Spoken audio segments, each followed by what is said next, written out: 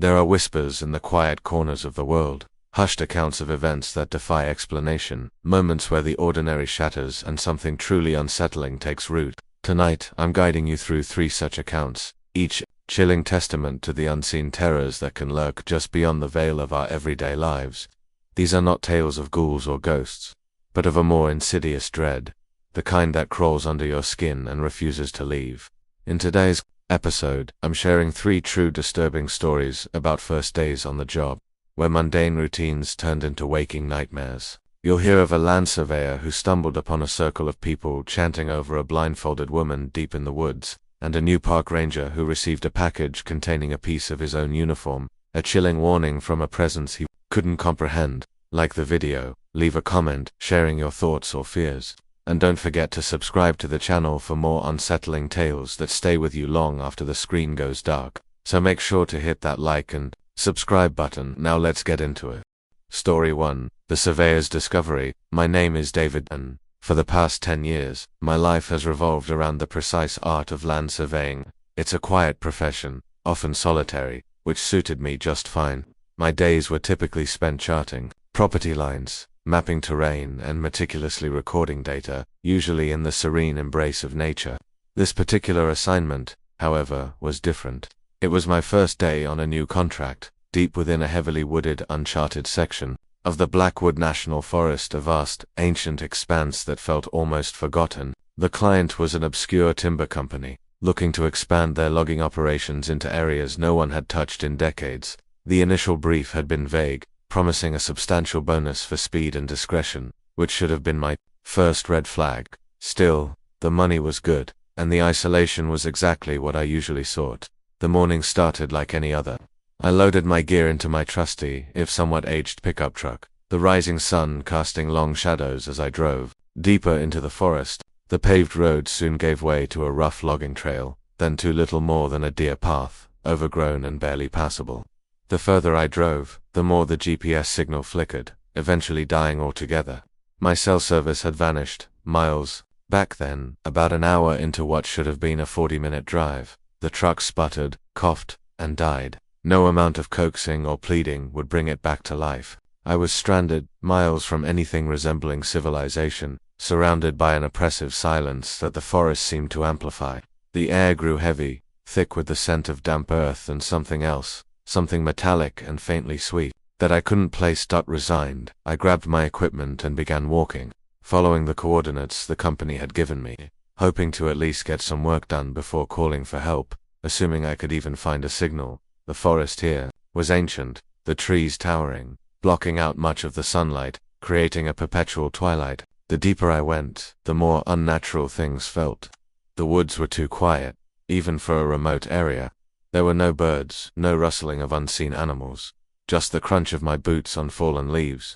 Then, I saw it, a path, almost imperceptible, not marked on any map I had, leading off the faint trail I was following. It was too narrow for any vehicle, clearly not a logging path, yet it looked used. Curiosity, or perhaps a foolish sense of professional duty, nudged me forward. The path twisted and turned, leading me deeper still, until the trees suddenly opened into a small, almost perfectly circular clearing.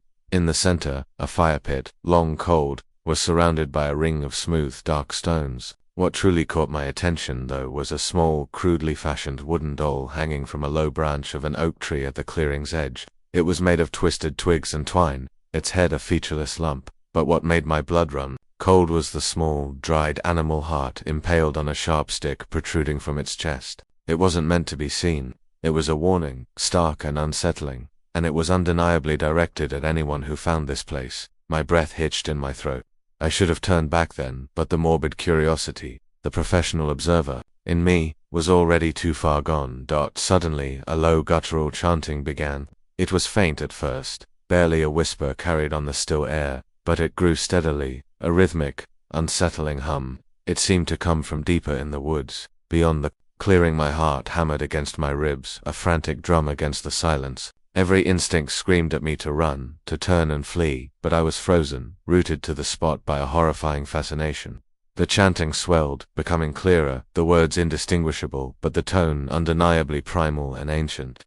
It was then that I saw them through a gap in the trees, a flickering light, and shadows dancing. I edged closer, moving with agonizing slowness, until I could peer through the dense foliage. What I saw next will forever be burned into my mind, a tableau of unspeakable horror. In a slightly larger clearing, perhaps 50 yards from where I stood, a group of figures, cloaked in dark, featureless robes, stood in a tight circle.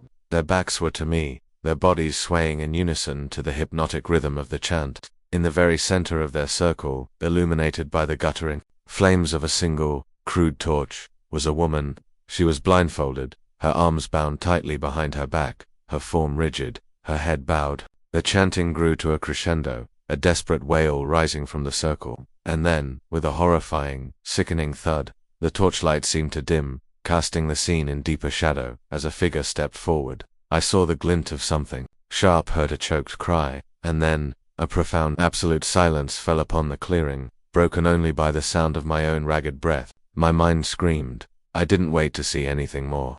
I turned and ran, not caring where I was going, just desperate to put as much distance as possible between myself and whatever unspeakable act I had just witnessed.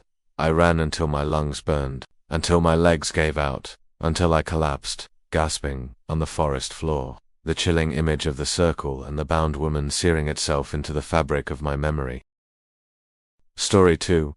The Caretaker's Legacy. My name is Sarah, and I've always found solace in quiet places.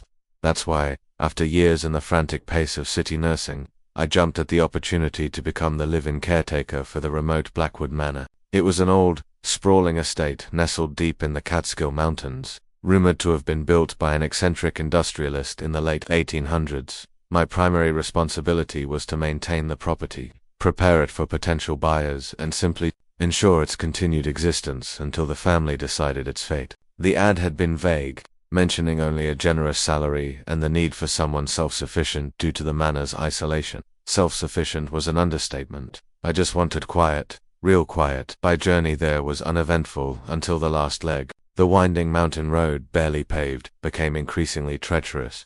My GPS, which had been reliable up to that point, started displaying erratic readings, showing me in the middle of a lake one moment, then off the map entirely the next. Then, just as the sun began to dip below the jagged peaks, my car, a sturdy old sedan that had never given me trouble, sputtered and died. No amount of turning the key or checking under the hood would revive it. I was miles from the nearest town, with no cell service, and the rapidly fading light cast long distorted shadows across the dense forest. The silence that followed the car's demise was absolute, heavy, and unnerving. I retrieved my small overnight bag, grabbed my flashlight, and started walking, following the hand-drawn map the agency had provided, hoping to reach the manor before darkness fully enveloped the woods. After what felt like an hour of walking, I saw it through the trees, a flickering yellow light. Relief washed over me, quickly followed by a prickle of unease.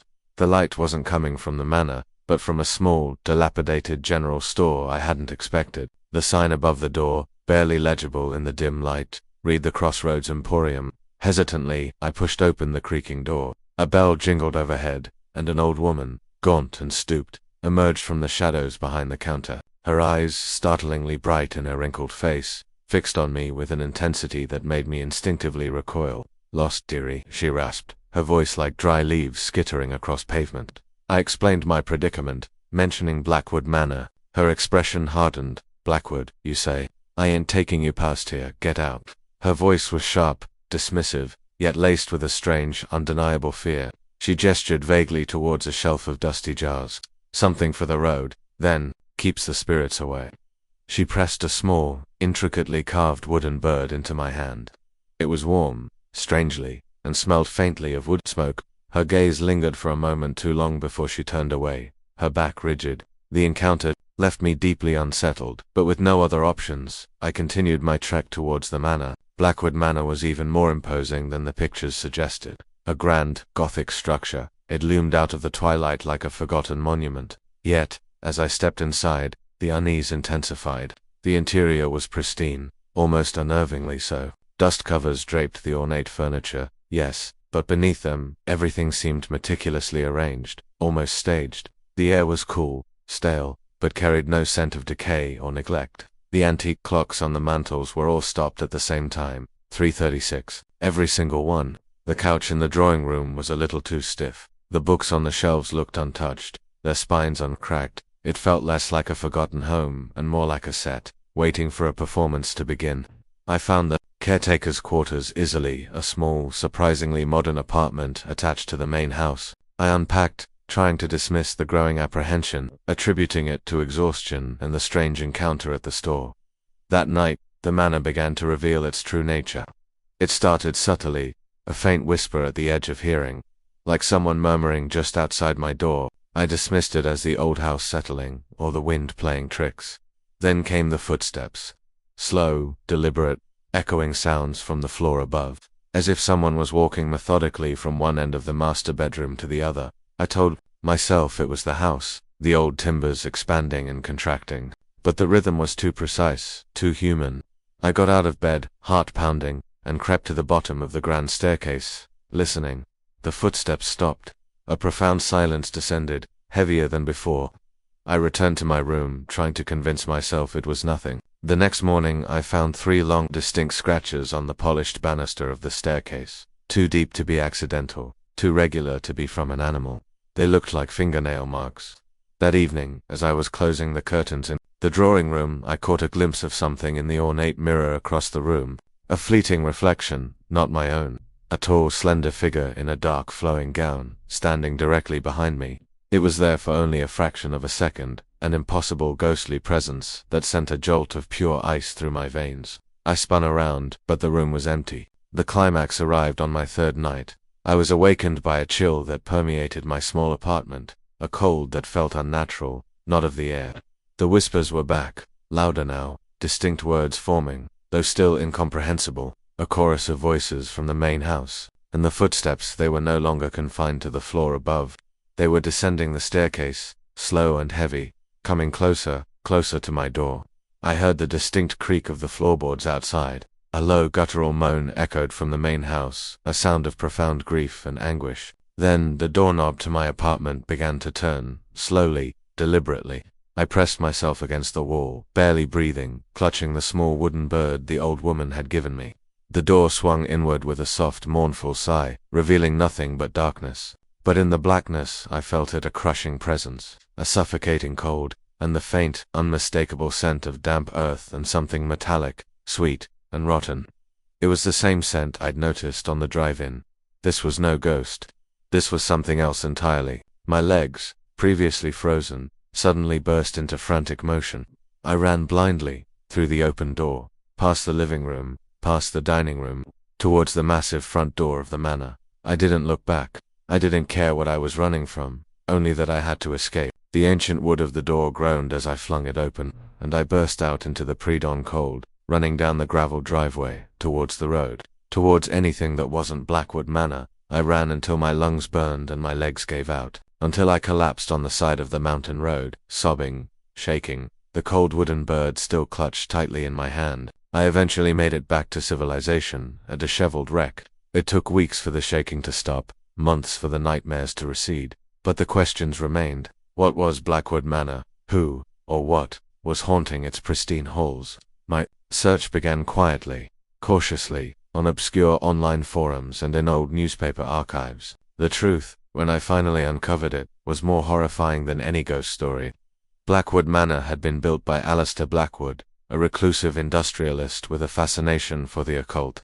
He had believed he could prolong life, even resurrect the dead, through certain rituals. The specific time, 3:36, was significant. It was the exact minute his beloved wife Elara had died, supposedly of a sudden illness, though local whispers hinted at something far more sinister.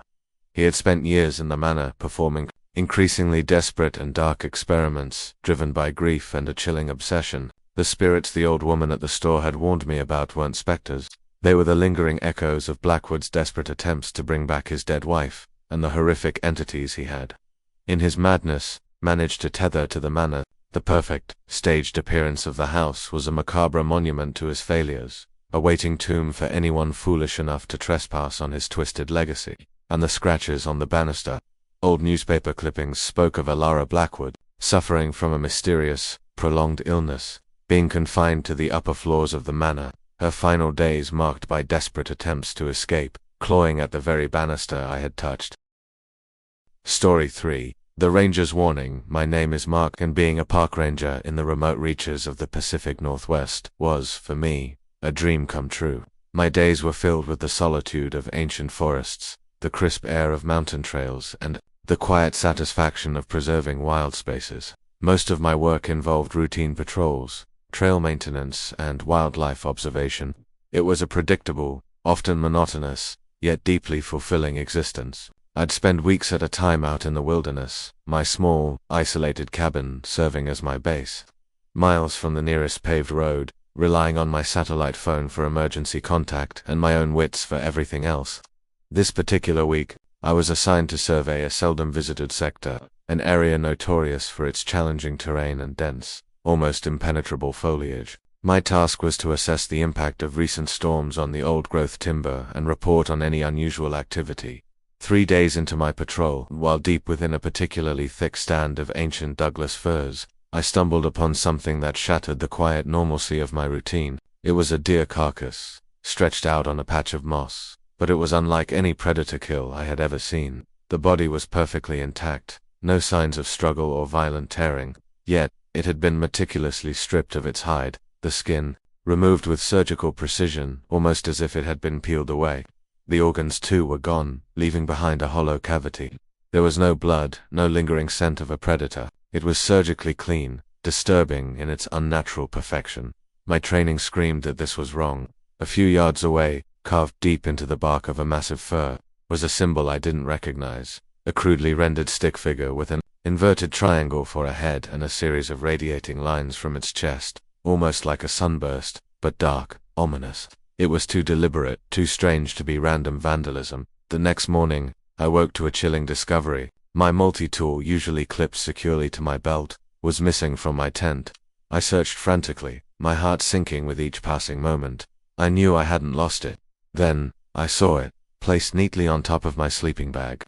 My multi-tool was there, but wrapped around it, held by a single strand of what looked like human hair, was a small, intricately woven bundle of twigs, tied with thin dark cord. It was identical to a symbol I had seen in a forgotten ethnography book on obscure local folklore, a stick bundle, a warning of transgression, of having seen what was not meant to be seen. In the center of the bundle, nestled amongst the twigs, was a scrap of dark blue fabric, my uniform, a small torn piece from the hem of my ranger pants.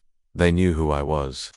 They knew where I was. My blood ran cold. The forest, once my sanctuary, suddenly felt like a vast, unseen eye, despite the primal fear gnawing at me. A strange, professional curiosity, mixed with a desperate need for answers, drove me. The stick bundle was a direct challenge. I had to understand. I began to retrace my steps from the previous day, moving slowly, cautiously, my senses on high alert. The symbol carved into the tree, the deer carcass, they were part of something, a pattern. I followed faint, almost invisible disturbances in the undergrowth, signs of passage that only a trained eye would spot. The trail led me deeper into a part of the forest I had never ventured, an area so overgrown and remote it felt like stepping back in time. The air grew heavy, still, the sounds of the natural world fading away. Then, I heard it, a low, rhythmic thumping like a drum, accompanied by a faint, droning chant. It was the same chant I'd heard about from other rangers, whispers of strange gatherings in the deep woods. Dismissed as old wives' tales, I moved with agonizing slowness, carefully parting branches, until I found myself peering through a dense screen of ferns into a small natural amphitheater. What I witnessed confirmed my darkest fears. A group of perhaps 15 figures, cloaked and hooded, stood in a silent semicircle around a large, flat rock. They were motionless, their forms almost indistinguishable from the shadows, bathed in the eerie, pulsating light of several torches staked into the ground. In the center of the rock lay what looked like a deer, another one, but this time its eyes were open, wide and glazed over, staring up into the oppressive canopy. The figures around it remained silent, utterly still, until one, taller than the others, stepped forward. This figure held a long, gleaming blade. As they raised the blade, a twig snapped beneath my foot. The sound, small as it was, echoed like a gunshot in the profound silence of the clearing. Every head in the clearing snapped towards my position. The rhythmic thumping stopped. The silence that followed was deafening, suffocating. Then, with a chilling speed that defied human movement, they moved. Not towards me, not directly, but fanning out, encircling the clearing. I didn't wait. I turned and ran, plunging back into the dense undergrowth, the adrenaline screaming through my veins. The forest, once a comfort, became a terrifying maze. I could hear them behind me, not shouting, not screaming, but moving with an unnerving, relentless precision, the rustle of leaves, the snap of twigs, always just a little too close. I ran until my lungs burned, until thorns tore at my uniform, until my vision blurred. I didn't stop until I burst out of the tree line and stumbled onto the old logging road, miles from where I had left my patrol vehicle. I ran until I collapsed, gasping for air, the chill of the forest still clinging to my skin. I never reported what I saw. Who would believe me? And what could they do? I transferred to a different region, a different state, tried to put the Blackwood Forest behind me, but the horror, the lingering threat, followed. A week later, I found a small package outside the door of my new, secluded apartment. It was a plain cardboard box, unmarked. My hands trembled as I opened it. Inside, nestled on a bed of dry moss, was a single-stick bundle, identical to the one left in my tent. In the center, tied with the same dark cord, was a scrap of dark blue fabric. My ranger uniform, a piece from the hem of my new uniform. They knew, they still knew. The threat was still out there, a silent, chilling presence, a dark secret that I had stumbled upon, and for which, it seemed, I would never truly be free. These are the kinds of stories that linger, aren't they? The ones that strip away the comfort of the familiar and expose the unsettling truth that some secrets are better left undisturbed. If these tales have awakened a primal fear within you, or simply left you with an unsettling sense of dread, remember to hit that like button. Share your thoughts, your own chilling experiences, or simply tell me which of these stories disturbed you the most in the comments below. And if you seek more incursions into the dark, more unsettling truths from the quiet corners of our world, then subscribe to Dr. Bonechill for new accounts every week. Until next time, stay vigilant, and remember, some things, once seen, can never be unseen.